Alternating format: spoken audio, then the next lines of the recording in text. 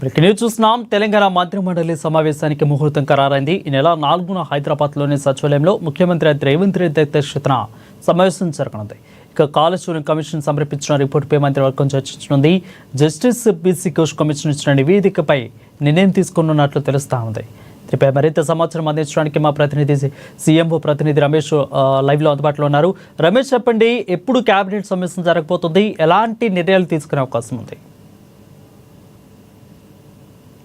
ఎల్లుండి తెలంగాణ కేబినెట్ సమావేశాన్ని నిర్వహించనున్నారు వరుణ్. ముఖ్యంగా తెలంగాణ కేబినెట్ అంటే ఆగస్టు 4వ తేదీన మధ్యాహ్నం 2 గంటలకు కూడా సెక్రటేరియట్లో కేబినెట్ సమావేశం అయితే జరగనుంది. తెలంగాణలో కాంగ్రెస్ ప్రభుత్వం ఏర్పడిన తర్వాత ప్రతి 15 రోజులకు ఒకసారి కేబినెట్ సమావేశాన్ని నిర్వహించడం, అట్లాగే ప్రభుత్వం తీసుకున్నటువంటి ఆ నిర్ణయాలకు సంబంధించి బేరీజు వేసుకోవడంతో పాటు జరగాల్సినటువంటి కార్యక్రమాలకు సంబంధించి, స్కీమ్లకు సంబంధించి కూడా డిస్కస్ చేయాలని ప్రభుత్వం నిర్ణయించింది. ఈ నేపథ్యంలో ఎల్లుండి అంటే సోమవారం కూడా మధ్యాహ్నం 2 గంటలకు కేబినెట్ సమావేశాన్ని నిర్వహించేందుకు కూడా తెలంగాణ ప్రభుత్వం అయితే సిద్ధమైంది. ముఖ్యంగా తెలంగాణలో ఏదైతే కాళేశ్వరం ప్రాజెక్టుకు సంబంధించి ప్రభుత్వం ఏర్పాటు చేసినటువంటి పీసీ ఘోష్ కమిషన్ రిపోర్ట్ అయితే నిన్న ప్రభుత్వానికి చేరడం జరిగింది. నిన్న ఏదైతే ముగ్గురు సెక్రటరీలతో జీఏడీ, అట్లాగే నీటిపారుదల శాఖ, అట్లాగే ఫైనాన్స్ సంబంధించి ముగ్గురు సెక్రటరీలతో ఒక కమిటీని ప్రభుత్వం ఏర్పాటు చేయడం జరిగింది. ఘోష్ కమిషన్ ఇచ్చినటువంటి కాళేశ్వరం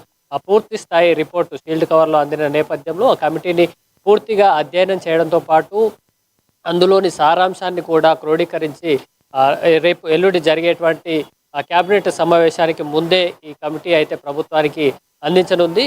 ఈ కాళేశ్వరం ప్రాజెక్టులో ముఖ్యంగా ఈ కమిటీ నిపుణుల కమిటీ ఇచ్చేటువంటి నివేదికపై కేబినెట్ సమావేశంలో చర్చించనున్నారు.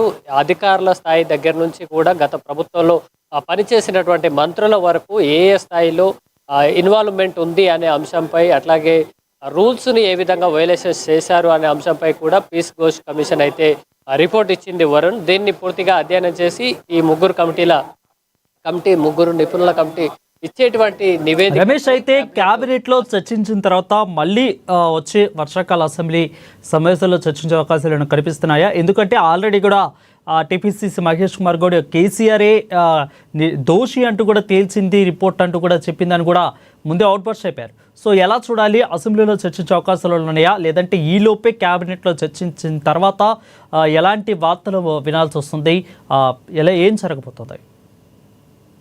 అయితే ఎల్లుండి జరిగేటువంటి కేబినెట్ మీటింగులో ఈ ఘోష్ కమిషన్ రిపోర్టుపై పూర్తి స్థాయిలో కేబినెట్ చర్చిస్తుంది వరుణ్. ఆ తర్వాత కేబినెట్లో ఈ కమిషన్ రిపోర్టుతో పాటు అసెంబ్లీ సమావేశాలకు సంబంధించి తేదీలను నిర్ణయించేటువంటి అవకాశం కూడా ఉంది. కాబట్టి కాళేశ్వరం కమిషన్ రిపోర్టుపై కేబినెట్ చర్చించి చర్చకు అసెంబ్లీ డిస్కషన్ ఓపెన్ చేయాలా, లేదా కేబినెట్ భేటీ చేసిన తర్వాత కేబినెట్లో తీసుకున్న నిర్ణయాలకు అనుగుణంగా ప్రభుత్వం చర్యలు తీసుకుంటుందా అనేది కూడా మనం వేచి చూడాల్సి ఉంది. సేమ్ టైం అసెంబ్లీ తేదీలకు సంబంధించి కూడా కేబినెట్ సమావేశంలో నిర్ణయం తీసుకుంటారు. ఒకవేళ అసెంబ్లీ సమావేశాలు తొందరలోనే నిర్వహించేందుకు ప్రభుత్వం నిర్ణయం తీసుకుంటే కనుక కాళేశ్వరంపై అసెంబ్లీలో కూడా చర్చను ప్రవేశపెట్టేటువంటి అవకాశం అయితే ప్రభుత్వం తరపున ఉంది. సేమ్ టైం గత ప్రభుత్వంలో పనిచేసినటువంటి సీఎం కేసీఆర్ కానీ, అప్పటి నీటిపారుదల శాఖ మంత్రి హరీష్ రావు ఏదైతే ఇన్వాల్వ్మెంట్ మేరకే కాళేశ్వరం అనేది ప్రాజెక్టు చేపట్టడం జరిగింది అనే ఆరోపణలు కూడా ఉన్న నేపథ్యంలో వారిని కూడా చర్చలో ఆహ్వానించేటువంటి అవకాశం ఉంది. ఇక ముఖ్యంగా కేబినెట్ చర్చలకు సంబంధించి నీటిపారుదల ప్రాజెక్టులకు సంబంధించినటువంటి అంశంతో పాటు బీసీ కులగణన అంశాన్ని కూడా చర్చించేటువంటి అవకాశం ఉంది. ఏదైతే స్థానిక సంస్థలకు సంబంధించి ఎలక్షన్లు తెలంగాణలో నిర్వహించాల్సిన నేపథ్యంలో ఇటు హైకోర్టు డెడ్ లైన్ పెట్టడం, దాంతోపాటు స్థానిక సంస్థల్లో 42% బీసీ రిజర్వేషన్ల అంశం ఇంకా ఎటు తేలినటువంటి పరిస్థితి ఉన్న నేపథ్యంలో ఆగస్టు 5 నుంచి 7వ తేదీ వరకు కూడా ఢిల్లీలో కాంగ్రెస్ తరపున అంటే తెలంగాణ కాంగ్రెస్ ప్రభుత్వం తరపున కాంగ్రెస్ నేతలు కానీ, బీసీ నాయకులు కానీ, బీసీ సంఘాలను కూడా కలిసి రావాలని, అట్లాగే ఢిల్లీలో కార్యక్రమాలు 3 రోజులు కూడా నిర్వహించాలి, జంతర్ మంతర్ వద్ద ధర్నా నిర్వహించాలనేది కూడా ఇప్పటికే కాంగ్రెస్ పార్టీ నిర్ణయించిన నేపథ్యంలో ఇందుకు సంబంధించి ప్రభుత్వం తరపున తీసుకోవాల్సినటువంటి చర్యలు కానీ, బీసీ సంఘాలకు ఎట్లా ఏకం చేయాలి, వాళ్ళని ఢిల్లీకి ఎలా తీసుకెళ్లాలి అనే అంశంపైతో పాటు నిరసన ఆందోళన కార్యక్రమాల ద్వారానే కాకుండా పార్లమెంటు ద్వారా అదే విధంగా రాష్ట్రపతి మీద కూడా ఒత్తిడి తీసుకొచ్చి కేంద్ర ప్రభుత్వం మీద ఒత్తిడి తీసుకొచ్చి ఈ బిల్లును పాస్ చేయించుకోవాలనేది తెలంగాణ ప్రభుత్వం అయితే భావిస్తున్న నేపథ్యంలో అందుకు ఏ విధంగా ముందుకెళ్లాలనే